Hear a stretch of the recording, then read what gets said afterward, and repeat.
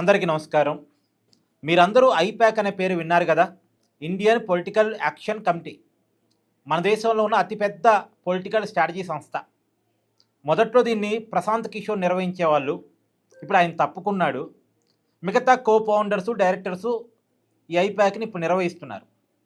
ఇది అనేక రాజకీయ పార్టీలకు స్ట్రాటజీ సంస్థగా వ్యవహరించింది. మన ఆంధ్రప్రదేశ్లో వైసీపీకి కూడా ఇదే స్ట్రాటజీ సంస్థ పనిచేసింది. 2024 ఎన్నికల్లో పనిచేసింది. 2019 ముందు కూడా పనిచేసింది. అప్పుడు ప్రశాంత్ కిషోర్ కూడా ఐపాక్తో కలిసి ఉండేవాడు. సరే, ఇప్పుడు ప్రశాంత్ కిషోర్ లేడు. ప్రశాంత్ కిషోర్ లేని ఐపాక్ 2024లో వైసీపీ కోసం పనిచేసింది. మమతా బెనర్జీ కోసం కూడా పశ్చిమ బెంగాల్ ఎన్నికల్లో ఇప్పుడు పనిచేస్తుంది, గతంలో కూడా పనిచేసింది. అయితే ఐపాక్ టీంతో ఏ రాజకీయ పార్టీ అయినా పని చేయించుకోవాలంటే ఐపాక్కి 100 కోట్ల రూపాయలు ఇవ్వాలి. మరి 100 కోట్ల రూపాయలు ఎలా ఇస్తారు, ఎక్కడి నుంచి తీసుకొచ్చిస్తారు అంటే ప్రభుత్వంలో ఉన్నప్పుడు చేసే స్కాముల డబ్బులను ఐపాక్ ఇస్తారు అనేటువంటిది ఈ మధ్య కాలంలో ఈడీ కనిపెట్టిన విషయం.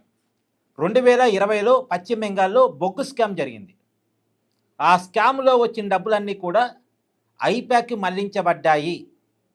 ఆ డబ్బులు ఐపాక్కి మళ్లించడం వల్లే 2021లో ఐపాక్ తృణమూల్ కాంగ్రెస్ పార్టీ గెలుపు కోసం పనిచేసింది అన్న విషయాన్ని ఈడీ కనిపెట్టి ఈ నెల ఏప్రిల్లో కేసు నమోదు చేసి దాని మీద సీరియస్గా ఎంక్వైరీ కూడా ఈడీ తీసుకెళ్తా ఉంది. సరే, ఎలక్షన్ టైంలో ఈడీ ఎంక్వైరీ అంటే అది బీజేపీ తన లాభం కోసం ఉపయోగించుకుంటుందని చాలామంది అంటుంటారు. సరే, ఏది ఏమైనా కేసు నిజం.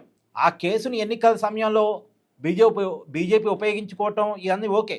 కానీ ఐపాక్కి కొన్ని 100 కోట్ల రూపాయలు ఎలా మళ్ళాయి అని కనిపెట్టడం అనేటువంటిది అవసరం. ఆ బొగ్గు స్కామే ఐపాక్కి డబ్బులు సమకూర్చి పెట్టింది అనేటువంటిది ఈడీ కొద్ది కనిపెట్టిన విషయం. ఈ నెల 13వ తారీఖున ఐపాక్ కో ఫౌండర్ అయినటువంటి వినేష్ చందేల్ని అదుపులో తీసుకున్నారు. అతన్ని కోర్టు అనుమతితో 10 రోజులు ఈడీ కస్టడీకి కూడా తీసుకుని విచారించారు. అతను విచారిస్తే అనేక విషయాలు బయటకు వచ్చాయి. ఆ విషయాల ఆధారంగా ఈ నెల 18వ తారీఖున రుషిరాజ్ సింగ్ అని చెప్పేసి ఐపాక్ డైరెక్టర్ ఆయనకు నోటీసులు ఇచ్చి ఈ నెల 20వ తారీఖున అతన్ని విచారణకు పిలిచారు. 20వ తారీఖు ఢిల్లీలో ఈ రుషిరాజ్ సింగ్ ఈడీ విచారణకు హాజరయ్యాడు. అదే సమయంలో ఈ రుషిరాజ్ సింగ్ కార్యాలయాలు ఢిల్లీ, హైదరాబాదు, బెంగళూరు వీటన్నిటిలో కూడా సోదా నిర్వహించారు. సోదా నిర్వహిస్తే తెలిసిన విషయం ఏంటంటే ఆంధ్రప్రదేశ్లో వైసీపీ నుంచి ఈ ఐపాక్కి ఎలా డబ్బులు వచ్చాయనే విషయాలు కూడా బయటకు వచ్చాయట. వైసీపీకి ఐపాక్కి మధ్య జరిగిన చెల్లింపులు, ఆ డబ్బులు ఎలా సర్దుబాటు అయ్యాయి, ఈ విషయాలన్నీ కూడా బయటకు వచ్చాయట. ఇప్పుడు బయటకు వస్తున్నటువంటి విషయం మేరకు ఆంధ్రప్రదేశ్లో లిక్కర్ స్కామ్ జరిగింది కదా. జనాన్ని చంపేస్తూ ఒక తప్పుడు లిక్కర్ అమ్ముతూ జనాల ప్రాణాలు ఒకవైపు తీస్తూ ఇంకోవైపు డబ్బులు సంపాదించుకున్న స్కామ్ ఉంది కదా. ఆ స్కామ్లో ఉన్నటువంటి డబ్బులు ఈ ఐపాక్ టీంకి మళ్లించారు అనేటువంటి విషయాన్ని ఈడీ కనిపెట్టిందంట. ఆల్రెడీ లిక్కర్ స్కామ్ కూడా ఈడీ చేతిలో ఉంది. దాంట్లో జరిగిన మనీ లాండరింగ్ ఇష్యూస్ ఆల్రెడీ దాన్ని కూడా ఈడీ ఎంక్వైరీ చేస్తుంది. ఇటీవల కాలంలో విజయసాయిరెడ్డిని పిలిచి విచారించారు, బిదుర్ రెడ్డిని పిలిచి విచారించారు. అది ఆల్రెడీ ఈడీ ఎంక్వైరీ చేస్తుంది. అయితే ఆ కేసుకి ఈ కేసుకి మధ్య ఒక పొంతన, లిక్కర్ స్కామ్ డబ్బులు ఐపాక్కి వెళ్ళాయి అనేటువంటిది. అయితే ఆ విషయాన్ని ఇప్పటికిప్పుడు బయట తీసుకురాకపోవచ్చు. ఎందుకంటే ఇప్పుడు ఏంది, తృణమూల్ కాంగ్రెస్ మీద బీజేపీ కోపం.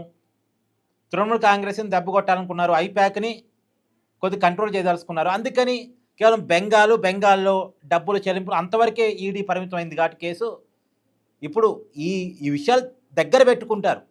మళ్ళీ అవసరం వచ్చినప్పుడు జగన్మోహన్ రెడ్డి గురించి ఏదైనా గట్టిగా ఫోకస్ చేసి అతనికి సంబంధించిన విషయాలు బయట తీద్దామనుకున్నప్పుడు ఈ విషయాలు బయట చెప్తారేమో, ఈ విషయాల ఆధారంగా ఎంక్వైరీ చేస్తారేమో. కానీ ఇప్పుడు ఈడీకి అయితే విషయాలు తెలిసాయి, ఈడీ దగ్గర ఆధారాలు దొరికాయి. కానీ ఆధారాల ఆధారంగా ఇప్పుడు ఈ కేసును ఇటువైపు మార్చకపోవచ్చు. జగన్ టీంనో, జగన్నో, లేదు వైసీపీకి సంబంధించినటువంటి ఐపాక్ కోఆర్డినేటర్స్నో, అంటే చెవిరెడ్డి భాస్కర్ రెడ్డి ఉన్నాడు కదా, ఐపాక్కి వైసీపీకి మధ్య కోఆర్డినేషన్, అతన్నో పిలిచి విచారించకపోవచ్చు. ఇప్పటికిప్పుడు ఇటువైపు ఈ కేసును తీసుకురాకపోవచ్చు. కానీ ఏదేమైనా వైసీపీకి సంబంధించినటువంటి విషయాలు కూడా దొరికాయి అనేటువంటిది. అందులో ఈ రుషిరాజ్ సింగ్ పూర్తిగా ఏపీ స్ట్రాటజీలు చూశాడు. 2024కు ముందు ఐపాక్ తరపున వైసీపీ కోసం పనిచేసిన వ్యక్తి ఇతను. ఇతనే జగన్మోహన్ రెడ్డికి స్క్రిప్ట్లైనా, వ్యవహారాలైనా, స్ట్రాటజీలైనా జగన్మోహన్ రెడ్డికి డైరెక్ట్గా ఇవ్వగలిగిన వ్యక్తి రుషిరాజ్ సింగ్. వైసీపీ కోసం పనిచేసిన వ్యక్తి ఇతను 2024 ఎన్నికల్లో. ఇతను చాలా కీలకమైన వ్యక్తి, ఐపాక్ డైరెక్టర్గా ఉన్నాడు. సో ఇతన్ని ఎంక్వైరీ చేసిన క్రమంలో, ఇతని కార్యాలయాల్లో సోదాలు నిర్వహించిన సమయంలో వైసీపీకి ఐపాక్కి ఉన్నటువంటి అవినాభావ సంబంధం, డబ్బులు చెల్లింపులు, దానికి సంబంధించిన వ్యవహారాలు, దాంట్లో జరిగిన మనీ లాండరింగు అంతా కూడా దానికి సంబంధించిన వివరాలన్నీ కూడా ఈడీకి దొరికాయట. బట్ ఈడీకి దొరికినా సరే ఇప్పటికిప్పుడు ఏదో వైసీపీ వాళ్ళకి నోటీసులు ఇచ్చి ఈ కేసులో విచారణ పిలుస్తారని నేనైతే అనుకోవట్లేదు. ఇప్పుడు జగన్ టార్గెట్ కాదు వాళ్ళకి. జగన్ టార్గెట్ అయితే అసలు ఈ పర్టికులర్ విషయాలు దొరికిందాక అవసరం లేదు. జగన్కి సంబంధించిన ఈడీ సిబిఐ కేసులు ఎప్పటి నుంచో ఉన్నాయి. అలాగే లిక్కర్ స్కామ్కి సంబంధించిన కేసు కూడా ఈడీ చేతుల్లో ఉంది.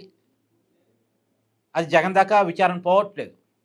ఎందుకు పోవట్లేదు అందరికీ తెలిసిన విషయమే. జగన్ కేంద్రానికి లొంగి ఉంటాడు, వంగి ఉంటాడు, వాళ్ళకి ఎప్పుడు కావాలన్నా సపోర్ట్ ఇస్తూ ఉంటాడు. కాబట్టి అతను ఎదురు చెప్పని వ్యక్తి కాబట్టి అతని విషయంలో కొద్దిగా పొలైట్గా పోతూ ఉంటారు, చూసి చూనట్టు పోతూ ఉంటారు. ఆ చూసి చూనట్టు పోవటంలో భాగంగానే జగన్ సేవ్ అవుతున్నాడు. సరే ఏదేమైనా లిక్కర్ స్కామ్కి సంబంధించినటువంటి మనీ ఐప్యాక్ వెళ్ళింది అనేటువంటి విషయం మాత్రం కొంచెం సంచలనంగా మారింది. చూద్దాం ఈ రాబోయే కాలంలో ఏదైనా జగన్మోహన్ రెడ్డి టీం అయితే కొద్ది చిక్కుల్లో పడింది. జగన్మోహన్ రెడ్డి టీంకి సంబంధించి అంటే ఎన్ని విషయాలు ఈడీకి తెలిస్తే లేదా సిబిఐకి తెలిస్తే ఎంక్వైరీ సంస్థలు తెలిస్తే అంతగా జగన్ జుట్టు కేంద్రం చేతుల్లోకి వెళ్ళిపోయింది. ఎన్ని విషయాలు ఎక్కువ తెలిస్తే అంత మేరకు జగన్ జుట్టు వాళ్ళ చేతిలోకి ఉండిపోయింది. సో చూద్దాం. Thank you.